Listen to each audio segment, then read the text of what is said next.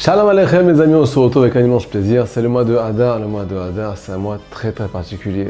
C'est les lettres Aleph, Dar. Aleph, c'est Aloufo Shalolam, c'est Akadosh Baruch Hu. Dar, ça veut dire qu'il habite avec nous aujourd'hui. Encore plus que jamais, il y a le Mazal qui s'élève du peuple d'Israël. Le Mazal du peuple d'Israël s'élève au plus haut. Pourquoi? Parce que la présence d'Hachem règne encore plus dans ce monde. Pourquoi? Parce qu'il y a plus de joie. Il y a beaucoup plus de joie dans ce mois. Aujourd'hui, on va poser une question qui fait très mal, mais qui va réparer tous nos maux. Rabbi Nathan, un jour, Rabbi Nathan de Breslev Kodesh Kodashim, un jour il a dit à un de ses élèves, si tu seras tout le temps dans la joie, tu ne pourras pas avoir la face de l'enfer. Tu ne pourras pas rentrer en enfer. On va essayer de te faire rentrer là-bas, à la porte d'entrée, on va dire, mais celui-là, il ne correspond pas aux critères, il ne peut pas rentrer. Pourquoi? Parce qu'il était tout le temps joyeux. Qu'est-ce que ça veut dire? On va expliquer, B'at Hashem, la profondeur des paroles de Rabbi Nathan aujourd'hui. Deuxièmement, nous dit le Ramchal HaKadosh, quelque chose qui fait mal Rabotai, mais qui fait tellement du bien. Tous les sentiments de manque qui existent dans ce monde, dans ton cœur, dans ta vie, peu importe, niveau matériel, niveau spirituel, tout ce qui t'accompagne, ne viennent que d'une seule raison, du fait que la face d'Hachem est voilée. Parce qu'elle est marquée dans le Pasuk, Sova semachot et panecha. Le fait d'être rassasié, Sova semachot, ne vient que d'une seule chose, et panecha, quand Akadosh Baruch Hu dévoile sa face au peuple d'Israël. Comment dévoiler la face d'Akadosh Baruch Hu dans notre vie? Réponse à travers ce cours. Alors les amis, pour répondre à cette question, petite introduction magnifique des élèves du Baal Shem Tov HaKadosh. Comment arriver à la joie sur le plan durable, pour toute la vie? Pas quand on arrête ce cours, on retourne à la tristesse, on va écouter encore un cours, et à Wadan, on retourne à zéro. C'est pour la vie à Rabotai, sur le plan durable. De quoi dépend la Simcha? Première étape, Emouna. C'est quoi la Emouna? C'est la croyance en Dieu. De quelle croyance on parle? On parle de croyance sur la providence divine. Combien Akadosh Baruch Hu s'occupe de toi dans le détail, combien il est avec toi dans chaque détail, combien tout est calculé, du matin au soir et du soir au matin, dans tes joies, dans tes peines. Tout est de la main d'Hachem. Tout vient de l'amour d'Hachem. La main d'Hachem, c'est pas pour mettre la claque, c'est pour caresser le juif, c'est pour le caresser et l'amener vers le but final. Tout est dirigé vers la vérité. Si tu as la Emouna, que tout dépend de la Hashgacha, de la providence divine, tu vas pouvoir arriver à ce qu'on appelle la seconde étape. La seconde étape, c'est le bitachon. Bitachon, c'est la confiance. Tu peux avoir foi en Dieu, mais ne pas avoir confiance en lui. Quand tu as foi en lui, que tout ce qui t'arrive, c'est précis, c'est par l'amour d'Hachem, pour te faire avancer, et ce n'est que pour ton bien, ce n'est que par amour. Tu peux commencer à avoir confiance en lui. Donc la Emouna entraîne le bitachon. Quand j'ai confiance en lui, qu'est-ce qui se passe? Nous disent les élèves du Baal Shem Tov, plus tu as confiance, plus tu as foi. Et plus tu as foi, plus tu as confiance. C'est un cercle vicieux qui nous sort de tous les vices Rabotai.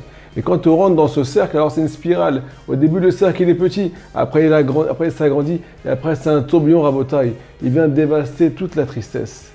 Ça nous fait arriver à ce qu'on appelle la joie. La simcha. La joie dans Akadosh Baruch Hu. Pas une joie qui est éphémère, dans les plaisirs de ce monde. Quand on a fini, on arrive à la tristesse, la majorité des plaisirs de ce bas monde, ils sont éphémères et ne durent pas longtemps à Botaï. Mais la joie qu'on peut mettre dans Akadosh Baruch Hu, elle est éternelle. Ici dans ce monde et aussi dans le monde futur. Donc c'est une spirale. La Emouna, la croyance, entraîne ce qu'on appelle la confiance.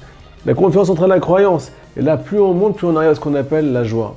Donc tout dépend de la Emouna. Combien tu crois en Akadosh Baruch Hu? Maintenant, on a posé la question. Comment Rabbi Nathan de Breslev, élève de Rabbeinu HaKadosh, il a osé dire une chose pareille? Si jamais tu es dans la joie, tu ne pourras pas faire la fête du Gehinom. La joie dépend de la Emouna, on a dit. Et croire en Akadosh Baruch Hu, se mettre entre les mains d'Hachem, c'est la chose la plus haute qui puisse exister. Il y a marqué dans le Sefer Hamidot de Rabbi Nachman de Breslev, celui qui a la Emouna, celui qui se met complètement entre les mains d'Akadosh Baruch Hu, Hachem lui pardonne toutes ses fautes. Il va tout effacer. Pourquoi? Parce que tu t'es mis entre les mains de Dieu.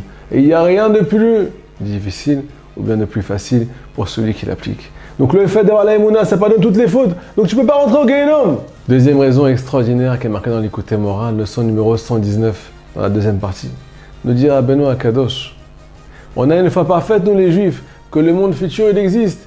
Et à part la foi, à Botaï, il y a plein de témoignages des morts cliniques, qu'il y a une vie après la mort. Écoutez ce qu'on dit. Il y a une vie après la mort. Vient Rabbi Nachman de Breslev et nous dit que ce monde-là n'existe pas. Ce monde-là, on appelle Olam Hazé. On le pointe du doigt parce qu'on n'arrive pas à le trouver. Qu'est-ce que ça veut dire qu'il n'existe pas? On dirait, Rabbi Nachman, tu as déjà vu un monde où il y a tellement de souffrance, tellement de mauvaises nouvelles? On ne peut pas appeler ça un monde. Le monde, c'est positif. Le monde, c'est la joie. Le monde, c'est Akadosh Baruch Hu. Ce monde-là, nous dit Rabbi Nachman, il s'appelle Gehinom. On ne peut pas le désigner en tant que vie. C'est Rabotai, la mort. C'est une mort physique et une mort spirituelle pour celui qui ne sait pas le prendre, pour celui qui ne connecte pas le monde futur au monde présent. Donc on a deux possibilités. Ou bien on essaie de vivre dans ce monde, et Rabotai, on est tout le temps déçu, parce qu'il y a toujours quelque chose qui ne va pas. Ou bien on essaie de vivre avec le monde futur et essaie de se connecter à la vérité, essaie de faire descendre la présence d'Hachem dans notre vie. Donc là on est en train de dire que ce monde-là, selon le tzaddik, qui s'appelle Gehinom, l'enfer. On a posé la question, comment toi tu dis, Rabbi Nathan, que celui qui est tout le temps dans la joie, il ne verra pas la face du Gehinom, la face de l'enfer? Tout simplement, celui qui est dans la joie, il s'élève de ce monde. Il s'élève de ce qu'on appelle les soucis. Il s'élève de ce qu'on appelle les mauvaises nouvelles. Parce que lui, il est déconnecté. Lui, il est dans ce qu'on appelle Simcha. Simcha, c'est la même que Marshava. Marshava, c'est la pensée. Il est dans la pensée d'Hachem. Il connecte tout à Kadosh Baruch Hu. Donc, il n'est pas influencé par les mauvaises nouvelles.